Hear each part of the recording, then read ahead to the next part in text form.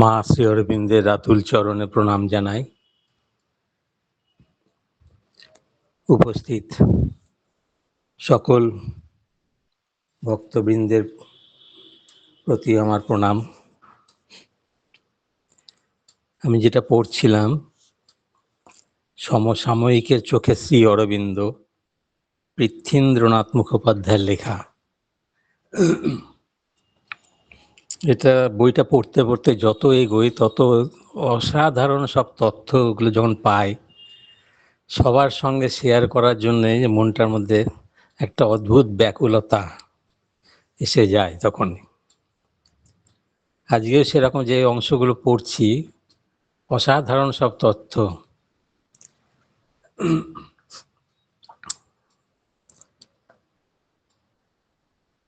শ্রী অরবিন্দ লিখেছেন, পণ্ডিচেরিতে যখন এলাম, অন্তর থেকে একটি কার্যসূচি নির্দেশ পেলাম আমার সাধনার সম্পর্কে।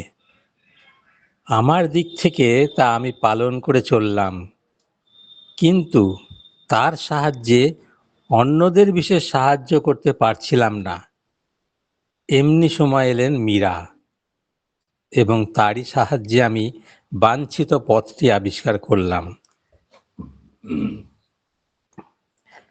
শ্রীমা সম্পর্কে প্রসঙ্গান্তরে শ্রী অরবিন্দ জোরের সঙ্গে বলেছেন, তাকে যখন দেখি তখনই প্রথম বুঝলাম যে নিঃশেষে নিজেকে উৎসর্গ করে দেওয়া বাস্তবিকই সম্ভব, এবং তারই সাহায্যে আমার উদ্দিষ্ট যোগ সাধনা কার্যত সম্ভব হয়ে উঠল এই পৃথিবীতে।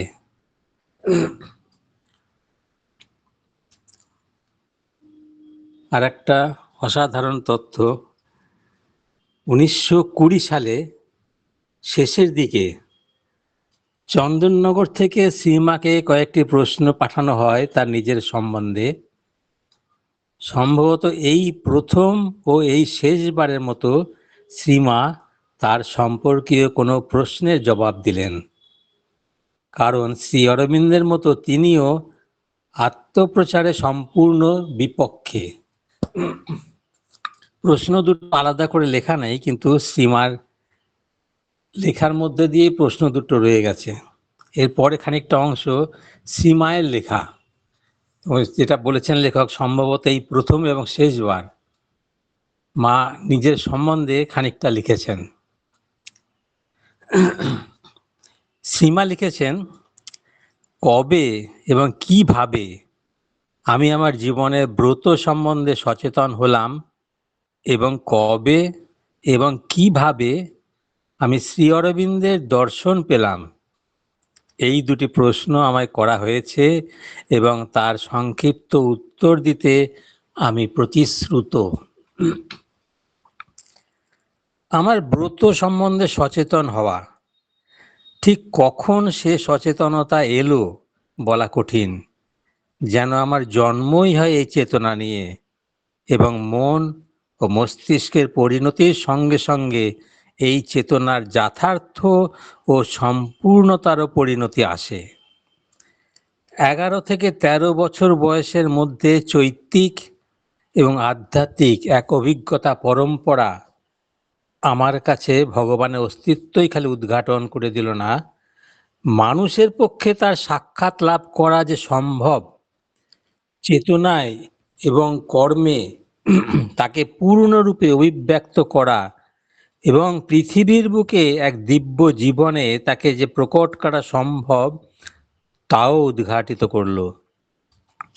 এই সত্য এবং তার সিদ্ধির জন্যে বাস্তব কিছু প্রক্রিয়া আমায় শিখিয়েছিলেন আমার শারীরিক নিদ্রার সময়ে একাধিক গুরু, যাদের অনেকের সঙ্গে উত্তরকালে বহির্জগতের বাস্তব স্তরেও আমার সাক্ষাৎ হয়েছে।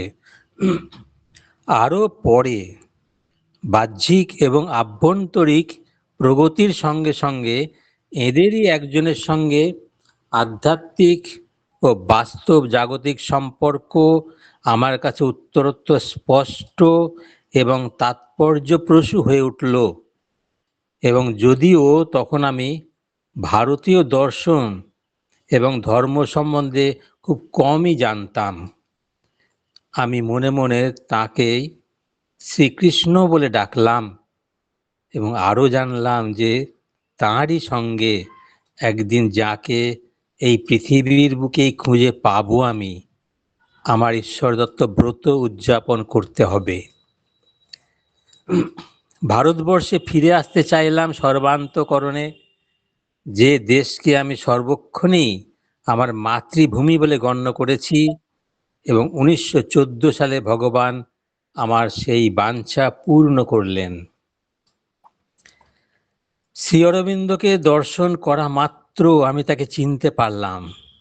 তিনি, যাকে আমি শ্রীকৃষ্ণ বলে জানতাম, এবং এর সাহায্যেই বোঝা যাবে কেন আমি 16 আনা বিশ্বাস করি যে আমার স্থান, আমার কর্ম সবই তার কাছে ভারতবর্ষে। এইটুকুনি মায়ের লেখা থেকে পাঠ উনি উল্লেখ করে দিয়েছেন বইটার মধ্যে। এরপরে আবার শ্রদ্ধেয় নলিনীদার লেখা খানিকটা উদ্ধৃতি দিয়েছেন। মনে পড়ে শ্রদ্ধেয় নলিনীকান্তের লেখা। 1910 সালে তিনি পণ্ডিচেরিতে এসে পৌঁছান। নলিনীদা 1910 সালে পণ্ডিচেরিতে এসে পৌঁছেছিলেন। তার কিছু পরেই শুনেছিলাম শ্রী অরবিন্দের মুখে যে একজন মহিলা আছেন ফরাসি দেশে, পারি শহরে, তিনি একজন বড় সাধিকা। তিনি শ্রী অরবিন্দের সঙ্গে সংযোগ স্থাপন করতে চান। শ্রী অরবিন্দ যে তাঁরই উদ্দিষ্ট মহাপুরুষ এ কথার প্রমাণ তিনি পাবেন একটি চিহ্ন দিয়ে। একটি জিনিস তিনি পাঠাবেন শ্রী অরবিন্দকে, যদি শ্রী অরবিন্দ তা চিনতে পারেন। জিনিসটি হলো শ্রী অরবিন্দের সিম্বল, অঙ্কিত প্রতীক বা চক্র, যাকে বলা হয় সলোমন সিল। বলা বাহুল্য, প্রমাণের পরে এখানে আসবার ব্যবস্থা শুরু হলো। অসাধারণ এই ঘটনাগুলো 1910 সালেই শ্রী অরবিন্দের কাছ থেকে নলিনীদা জানতে পেরেছিলেন মায়ের ব্যাপারে।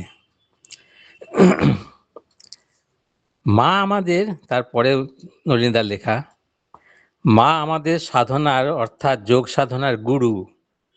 অন্যত্র লিখেছেন নলিনীকান্ত, সে কথা ছেড়ে দিলাম। খুব সাধারণভাবে তার শিক্ষার একটি অঙ্গের কথা বলি আজ। জীবন গঠনের সাধনায় যা প্রধান করণীয়, এই জীবন গঠনের মোটা অর্থ হলো জীবনটাকে মার্জিত উন্নত করে ধরা। আচ্ছা, এই কাজের মূল ও প্রথম সূত্র কি? গুছিয়ে তোলা। মা আমাদের যে শিক্ষা সর্বদা দিয়েছেন, গভীর সাধন তত্ত্বের একটি উল্লেখ করছি না, আমাদের নিত্যনৈমিত্তিক সহজ সাধারণ জীবনের জন্য তা হলো এই গোছানোর কাজ। বাইরের জীবনের উপকরণাদি পরিষ্কার পরিচ্ছন্ন রাখা এবং সব কিছু সাজিয়ে গুছিয়ে রাখা পার্থিব জীবনে যে একটা অতি প্রয়োজনীয় কর্তব্য, তা মা শেখাতে চেষ্টা করেছেন কথায় এবং কাজে, উভয়ত।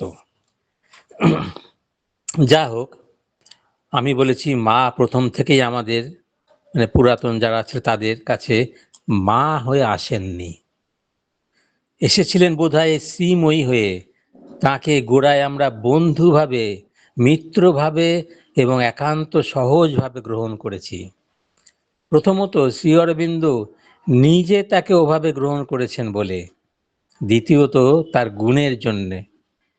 মায়ের গুণের কথা যখন উঠল, যদিও সন্তানের পক্ষে মায়ের গুণকীর্তন করা প্রয়োজন হয় না, তবুও এখানে মায়ের কাছে আর একটি শিক্ষার কথা ভুলতে পারছি না, একটু গভীরের কথা। শ্রী অরবিন্দ যখন মায়ের প্রথম গুণকীর্তন করলেন, তখন বললেন, এমন আত্মসমর্পণ তিনি কোথাও দেখেননি। নিঃশেষ, অকুণ্ঠ। তার অর্থ হলো অতীতকে একেবারে ভুলে যাওয়া, সম্পূর্ণ মুছে দেওয়া, দোষ গুণ সহ। সীমা তার একটি প্রার্থনায় বলেছেন যে এখানে তিনি এলেন, ভগবান শ্রী অরবিন্দের কাছে আত্মনিবেদন করলেন, তার সমস্ত অতীতকে, তার সমস্ত অর্জিত আধ্যাত্মিক সিদ্ধি বা চেতনা সম্পদ মুছে দিয়ে একেবারে শূন্য সরল শিশু চিত্ত নিয়ে। মাকে প্রথম জানি ও শুনি উচ্চ সাধিকা হিসাবে, তার যে অন্য গুণ আছে জানি নাই, পরে জানলাম ক্রমে ক্রমে। প্রথমে জানলাম তিনি একজন পরম কুশলী চিত্রকর, তারও পরে জানলাম তিনি একজন তেমনি পরম কুশলী সঙ্গীতকার। কিন্তু আরও আবিষ্কার বাকি ছিল যে তাঁর বুদ্ধিজীবী দিকটাও কম সমৃদ্ধ ছিল না, অর্থাৎ গ্রন্থ পাঠ অধ্যয়ন করেছেন অনেক, যাদের বলে পণ্ডিত তাদের মতোই করেছেন মস্তিষ্কের চর্চা। আরও আশ্চর্য হয়েছি যখন দেখেছি ফরাসি দেশে থাকতেই তিনি ভারতীয় শাস্ত্র অনেক পড়েছিলেন এবং অনুবাদ করেছিলেন, গীতা, উপনিষদ, যোগসূত্র, নারদীয় ভক্তিসূত্র ইত্যাদি। আমি এসব বলছি একথা জানাবার জন্যই যে মায়ের চিন্তাগত বা মস্তিষ্কগত অর্জন যেমন ছিল বিপুল, তেমনি মস্তিষ্ককে একেবারে খালি শূন্য করে দেবার ক্ষমতাও ছিল অপূর্ব। এইটিই তার বিশেষত্ব। পুরাতনকে এই রকমের নিঃশেষে বাতিল করে দেওয়া মায়ের চেতনায় সাধনায় একটা বিশেষ সামর্থ্য। এইটিই হলো অধ্যাত্ম সাধনার সর্বপ্রধান প্রক্রিয়া এবং মায়ের কাছে এই শিক্ষাই পেয়েছি, যাকে বলে জাজ্জল্যমান দৃষ্টান্ত। তাই মা চেয়েছিলেন সব ঝেড়ে মুছে ফেলে দিয়ে, সব ভুলে গিয়ে তার শিক্ষা এবং দীক্ষা নতুন করে ক খ থেকে আরম্ভ করতে শ্রী অরবিন্দের কাছে। আর বাস্তবিকই নমুনা এবং বাহ্য চিহ্ন স্বরূপ সংস্কৃত বাংলায় হাতেখড়ি বা বর্ণ পরিচয় তার হয়েছিল শ্রী অরবিন্দের কাছে। শ্রীমায়ের হাতে সাধনার এবং সাধকদের সমস্ত দায়িত্ব অর্পণ করে শ্রী অরবিন্দ নিজেকে গুটিয়ে নিলেন আরও গভীরের, আরও ঊর্ধ্বের অভিযানে। 1926 সালের 24শে নভেম্বর শ্রী অরবিন্দের সিদ্ধি দিবস। এ যাবৎ শ্রী অরবিন্দ সমবেত ভক্ত ও শিষ্যদের সঙ্গে নিয়মিত দেখা সাক্ষাৎ করতেন। যোগ সাধনা, ধর্ম, রাজনীতি, শিক্ষা, সৌন্দর্য তত্ত্ব, শিল্প, সাহিত্য, বিজ্ঞান সব কিছু নিয়েই আলোচনা করতেন। কিন্তু 1926 সালের একেবারে শুরু থেকেই শিষ্যদের তিনি মাতৃমুখী করে তুলতে লাগলেন। তাদের সাধনার তত্ত্বাবধানের জন্যে শ্রীমার কাছেই পাঠাতে লাগলেন। স্পষ্টত তিনি একটু একটু করে নিজেকে ভিতরের দিকে টেনে নিতে লাগলেন। শ্রী অরবিন্দের জীবনীকার অম্বুভাই পুরাণে লিখেছেন, সন্ধ্যেবেলায় তার কথাবার্তা থেকে 15ই আগস্টের কাছাকাছি স্পষ্টই বোঝা যাচ্ছিল যে উচ্চতম অতিমানস আর মনের স্তরের মধ্যে একটা সংযোগ স্থাপনের প্রচেষ্টাই তিনি করছেন। এই মধ্যবর্তী স্তরকে তিনি নাম দিলেন অধিমানস। এই 6 বছরে এটাও প্রত্যক্ষ করা গেল যে ঊর্ধ্ব চেতনা অভিমুখে শ্রী অরবিন্দ অনেকখানি এগিয়েই যাননি, সেই চেতনাকে নামিয়েও আনছিলেন প্রকৃতির বুকে। নভেম্বর মাসে সান্ধ্য আলোচনার মোড় প্রায় ঘুরছিল দিব্য চেতনার অবতরণ ও তার পন্থা প্রসঙ্গে। এই আলোচনা থেকেও অনেক শিষ্যই অনুমান করেছিলেন যে অবতরণের বড় বিলম্ব নেই। সেই অবতরণই সংঘটিত হলো 24শে নভেম্বর 1926 সালে, এবং এই অবতরণের সিদ্ধির পরেই শ্রী অরবিন্দ অতিমানসকে নামিয়ে আনবার প্রয়াসে হাত দিলেন, যে অবতরণ সাধিত হল 1956 সালের 29শে ফেব্রুয়ারি। 1920 থেকে 1926 সাল পর্যন্ত শ্রী অরবিন্দের দর্শন এবং সাক্ষাৎ লাভের সুযোগ যারা পেয়েছিলেন তাদের মধ্যে উল্লেখযোগ্য কয়েকজন হলেন বারিন ঘোষ, উল্লাসকর দত্ত, ঋষিকেশ কাঞ্জিলাল, যিনি পরে বিশুদ্ধানন্দ গিরি নাম নিয়েছিলেন, অবিনাশ ভট্টাচার্য, উপেন বন্দ্যোপাধ্যায়, অমরেন্দ্র চট্টোপাধ্যায় প্রভৃতি যারা এসেছিলেন বিভিন্ন সময়ে। 20 সালের শেষের দিকে এলেন শান্তিনিকেতনের উইলিয়াম পিয়ারসন। ইনি জাপানে মায়ের সঙ্গে পরিচিত হন শ্রী রবীন্দ্রনাথের মাধ্যমে।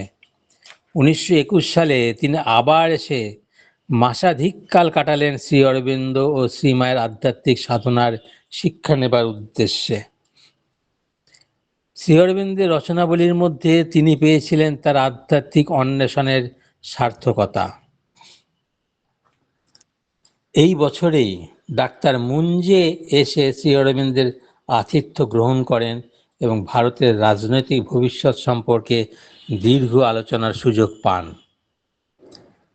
এরপরে বিভিন্ন সময় আসেন ঠাকুরবাড়ির সরলা দেবী চৌধুরানী, জেমস কাজিন্স, ব্রিটিশ পার্লামেন্টের সদস্য কর্নেল জোসুয়া ওয়েস্টউড এবং শ্রী অরবিন্দের বোন সরোজিনী ঘোষ।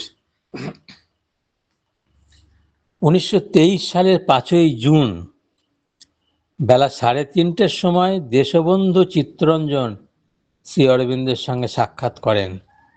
সমসাময়িক রাজনীতি, স্বরাজ্য দল প্রভৃতি বিষয়ে আলোচনার শেষে দেশবন্ধু তার নিজের সাধনার প্রসঙ্গ তোলেন। শ্রী অরবিন্দ তাকে সাহায্য করার প্রতিশ্রুতি দেন এবং স্বরাজ্য দল গঠনেও তার সম্মতি দেন। এই বছরের অক্টোবর মাসে ব্রহ্মশ্রী সুব্বারাও নামে জনৈক যোগী শ্রী অরবিন্দের সঙ্গে সাক্ষাৎ করেন। তার বিবরণ তুলে দিই কিছুটা। 1923 সালের অক্টোবর মাসে প্রথমবার আমি শ্রী অরবিন্দের দর্শন লাভ করি তার আশ্রমে। শ্রী অরবিন্দের গাত্রবর্ণে চোখ ঝলসানো এক উজ্জ্বলতা দেখলাম। শুনেছি প্রথম জীবনে তিনি বেশ কৃষ্ণবর্ণই ছিলেন।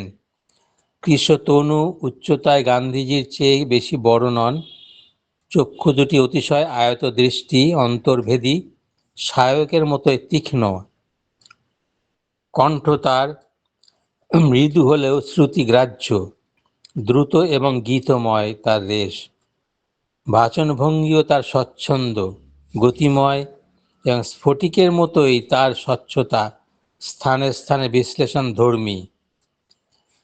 মাত্র 15 মিনিটের আলাপে তিনি আমায় তার জীবন দর্শনের সারমর্ম বুঝিয়ে বললেন। সরল, সাদাসিধে, সৌজন্যপূর্ণ অথচ কুণ্ঠাহীন ও অবাধ তার প্রশ্নগুলি। মনে হলো পলকের মধ্যে তিনি মানুষ চিনে নিতে সক্ষম। কারো ছবি একবার দেখা মাত্রই তার অন্তরের কথা জেনে ফেলেন। সময়ের মূল্য সম্বন্ধেও তাকে বিশেষ সচেতন মনে হলো। নির্দিষ্ট 15 মিনিট অতিবাহিত হওয়া মাত্র ঘড়ির দিকে তাকিয়ে তিনি উঠে দাঁড়ালেন, যেন আমায় এবার গাত্রোত্থানের নির্দেশ দিলেন। অত্যন্ত কোমল সদয় ব্যবহার তার, কিন্তু দেখলাম তিনি প্রয়োজন মতো কখনো কঠিন, বজ্র কঠোরও হতে পারেন। শিষ্যদের কাছে তিনি প্রেমময় গুরুদেব, কিন্তু তার হৃদয়ে স্থান পেতে গেলে চাই নিঃশেষে নিজেকে সঁপে দেওয়া। অদ্বিতীয় মহামণ্ডিত জীবন শ্রী অরবিন্দের। জীবনও তার অপ্রতিদ্বন্দ্বী। সাহিত্যে ও মননে তার যে অবদান, শুধুমাত্র তাতেই তো দেখি তিনি সমস্ত বিশ্বে একক অভ্রংলিহ হিমালয়ের তুল্য। যে সানন্দ নির্জন বাসে তিনি আছেন, আর 40 বছর যাবৎ একই স্থানে একইভাবে, তা যে কোনো মুনি ঋষির রেকর্ড ভেঙে দিয়েছে। এবং তাঁর আশ্রমে যে শান্তি, জ্ঞান, প্রসন্নতা এবং নিষ্ঠার পরিমণ্ডল গড়ে উঠেছে, তা সমস্ত জগতের এক নূতন বিস্ময়। 1924 সালের 25শে জানুয়ারি শ্রী অরবিন্দ প্রথম দর্শন দিলেন দিলীপ কুমার রায়কে। দিলীপ কুমার উত্তরকালে লিখেছেন, শ্রী অরবিন্দ সম্বন্ধে কিছু লিখতে যাওয়া আমার পক্ষে স্পর্ধার কথা সন্দেহ কি? তবে তিনি আমার গুরু দীক্ষাদাতা, তাই অকৃতার্থ প্রয়াসেরও আছে চরিতার্থতা। মানুষ যার কাছে পায় চরম পথের আলো, তার কথা বলতে তৃষ্ণা জাগে। সবাই এটুকু অন্ত বুঝবেন যে শ্রী অরবিন্দের মহত্বের কোনো ছবি আঁকার প্রযত্নে নয়, সে অসম্ভব। শ্রী অরবিন্দ আমাকেই একটি পত্রে লিখেছিলেন কয়েক বছর পূর্বে, "No one can write about my life because it has not been on the surface for man to see." Shri অরবিন্দের গীতার কথা প্রথম শুনি বন্ধুবর কৃষ্ণপ্রমের কাছে। এর নাম আগে ছিল রোনাল্ড নিক্সন, এখন ইনি সন্ন্যাসী, আলমোড়ায় সাধনা করেন। তিনি বলেন আমাকে যে এমন উজ্জ্বল ও গভীর ব্যাখ্যা তিনি আর কখনো পড়েননি। সে আজ বছর 12 হবে। তারপর আমি শ্রী অরবিন্দের ইংরাজি essays on the Gita, synthesis of yoga, future poetry, life divine ও মাদার পড়ি। সেই আমার প্রথম যোগী শ্রী অরবিন্দের দিকে ফেরা। তারপর তাকে চিঠি লিখি, না তিনি দেখা করতে পারবেন না। বিবাহ সম্বন্ধেও তাকে প্রশ্ন করি, উত্তরে তিনি যা বলেন, আমাকে লেখেন শ্রী সুরেশচন্দ্র চক্রবর্তী। সে সময়ে যোগের প্রশ্ন সব মনে উদয় হয়েছে, তাই শ্রী অরবিন্দকে আবার লিখলাম আমার নানা সমস্যা জানিয়ে। হঠাৎ চিঠি পেলাম, আচ্ছা দেখা করবেন তিনি যদি পণ্ডিচেরি আসি। তখন সারা ভারতবর্ষে বেড়াচ্ছি গায়ক গায়িকার খোঁজে, লিখছি ভ্রাম্যমাণের দিনপঞ্জিকা, গানের বক্তৃতা দিচ্ছি, গান গাইছি, সব ফেলে গেলাম ছুটে পণ্ডিচেরি। 1924 সালের 25শে জানুয়ারি সকালবেলা বারান্দায় শ্রী অরবিন্দ একটি কেদারে আসীন, প্রণাম করে বসলাম, মাঝে টেবিল। সৌম্য প্রশান্ত মূর্তি, এমন স্থির অতল স্পর্শে শান্তির আভা কারুর চোখে ফুটতে দেখিনি কখনো। শ্বশ্রুর প্রাচুর্য নেই, কিন্তু চুল আস্কন্ধ এলায়িত, গায়ে একটি চাদর শুধু, খালি পা। মনে এমন সম্ভ্রমের ভাব এলো, বুকের মধ্যে দুরু দুরু করছে, যোগী।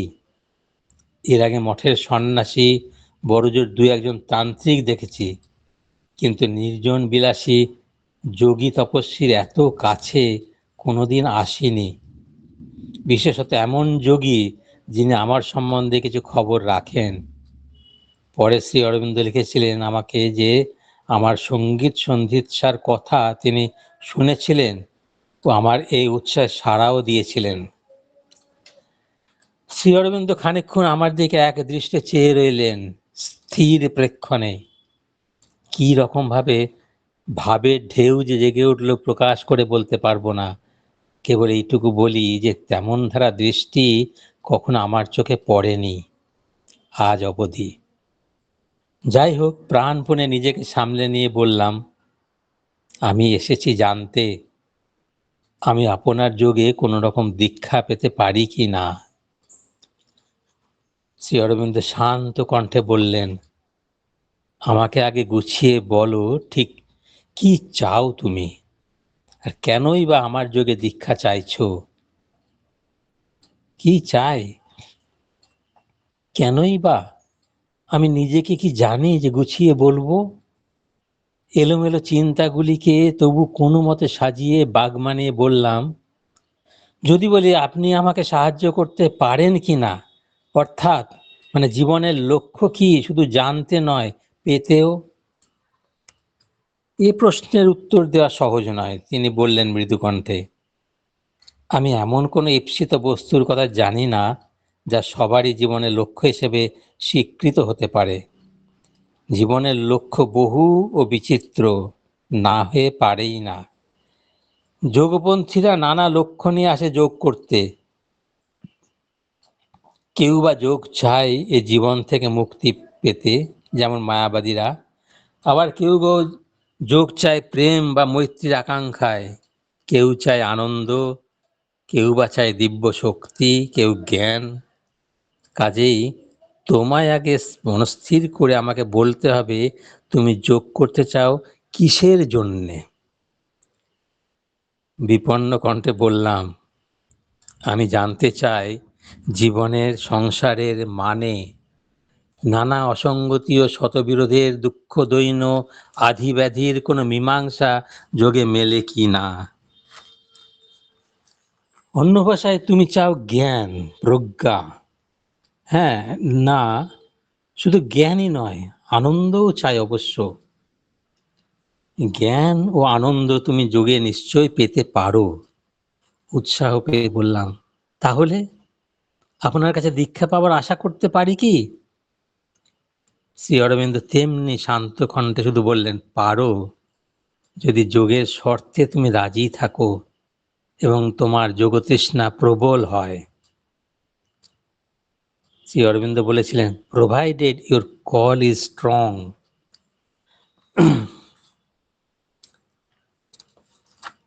1924 সালের 28শে জুলাই দক্ষিণ ভারতে বিরাট পণ্ডিত ডি.বি. কপালী শাস্ত্রী শ্রী অরবিন্দের সাক্ষাৎ লাভ করেন দ্বিতীয়বার। প্রথমবার শাস্ত্রীজি শ্রী অরবিন্দের সাক্ষাৎ পান 1917 সালে। এই 7 বছরের ব্যবধানে শ্রী অরবিন্দের সর্বাঙ্গে এমন এক দ্যুতি দেখা গিয়েছে যার ফলে তার গায়ের রং পর্যন্ত বদলে গিয়েছে। কেমন এক স্বচ্ছ শুভ্র আলোয় ভরে গিয়েছে তার সর্বাঙ্গ। এই পরিবর্তনের কথা শাস্ত্রীজি অনেককে বলেন। এই পরিবর্তনের কথা শ্রী অরবিন্দের জীবনীকার অম্বুভাই পুরাণীও লিপিবদ্ধ করেছেন, সে কথা পরে বলছি। শাস্ত্রীজির সমস্ত পাণ্ডিত্য, সব সিদ্ধি শ্রী অরবিন্দের শ্রীচরণে অর্পণ করে তিনি পণ্ডিচেরিতেই থেকে গেলেন এবং জীবনের শেষ মুহূর্ত পর্যন্ত শ্রী অরবিন্দ শ্রীমায়ের আশীষ ছায়াতেই অবস্থান করেন। শ্রী অরবিন্দ প্রদর্শিত পথে তিনিও বেদ, উপনিষদ প্রভৃতি সম্বন্ধে গবেষণা করেছেন, লিখেছেন। শ্রী অরবিন্দের শিক্ষা ও জীবন সম্পর্কিত আলোচনা গ্রন্থ। কিন্তু সর্বাধিক হৃদ্য আমার মনে হয় শ্রী অরবিন্দ শ্রীমায়ের রচিত তার ললিত সংস্কৃত স্তোত্রগুলি, বিশেষত দিলীপ কুমারের কণ্ঠে যখন তা অন্তর্নিহিত ওয়ান্ডারটোন এবং ওভারটোনগুলি সোচ্চার হয়ে ওঠে, মনে পড়ে শাস্ত্রীজির সম্পত্তি সপ্তকম।